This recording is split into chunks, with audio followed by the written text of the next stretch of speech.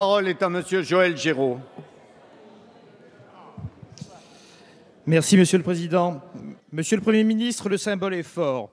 L'auteur de l'attaque de Nice en plein feu d'artifice qui a écrasé hommes, femmes, enfants, volontairement faisant plus de 100 morts et blessés à vie, n'a pas choisi cette cible par hasard.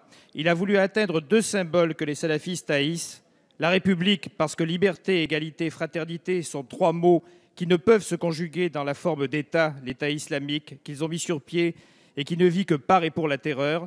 La fête, car la haine de la fête, considérée comme une dépravation, est le ressort de leurs pensées mortifères. Alors, au-delà de la nécessaire compassion qui va également à nos 3 militaires morts au combat à Benghazi, il faut nous tourner vers les vivants pour montrer la force et la cohésion de la nation. La violence terroriste cherche à provoquer l'affolement en chacune et chacun, la suspicion généralisée, la surenchère des yakas nourris du sentiment d'impuissance, la division et la désignation des boucs émissaires.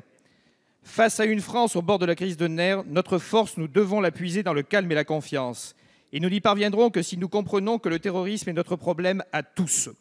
Chacun doit prendre conscience de son devoir, les politiques en faisant preuve de dignité, mais chaque citoyen aussi, en transformant la paranoïa qui le guette en vigilance citoyenne. Cette vigilance organisée dans la société est le seul moyen de maintenir le lien fragilisé entre les concitoyens traumatisés par les attaques à répétition. L'état d'urgence et sa prorogation étaient nécessaires.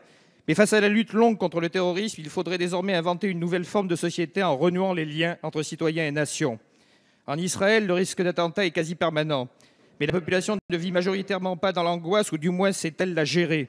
Car dans ce pays, les 3/4 de la population ont fait leur service militaire.